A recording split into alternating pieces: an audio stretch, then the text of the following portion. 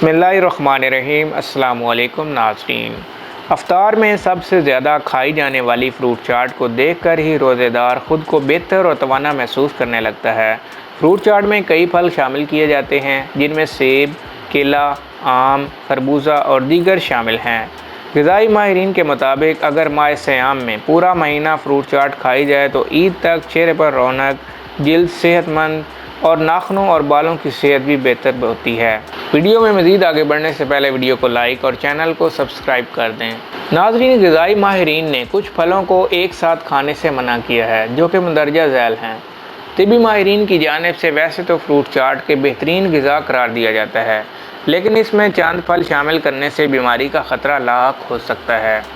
ग़िज़ाई माहिरीन ने तरबूज को फलों की चाट में शामिल करने से मना किया है। इसमें वाफिर मिकदार में पानी शामिल होता है। तरबूज और पानी के एक साथ इस्तेमाल से हैज़ा होने का ख़दशा बढ़ जाता है। अमूमन रोज़ेदार जैसे ही रोज़ा खोलते हैं वो सबसे पहले खजूर के साथ एक गिलास पानी पीता है। इसके बाद जब ये फ्रूट चाट खाई जाती है तो इसमें मौजूद तरबूज हैज़ा होने का सबब बन सकता है। इसलिए तरबूज को फ्रूट चाट में शामिल करने के बजाय अफ्तारी के बाद भूख महसूस होने पर खाएँ।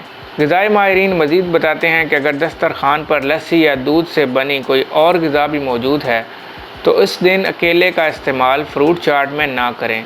ऐसा करने से पेट ख़राब और तबीयत घंटों बोझल हो सकती है। तो दोस्तों, ये थी हमारी आज की मुख्तसर सी वीडियो। अगर वीडियो पसंद आए तो वीडियो को लाइक और चैनल को सब्सक्राइब कर दें। शुक्रिया।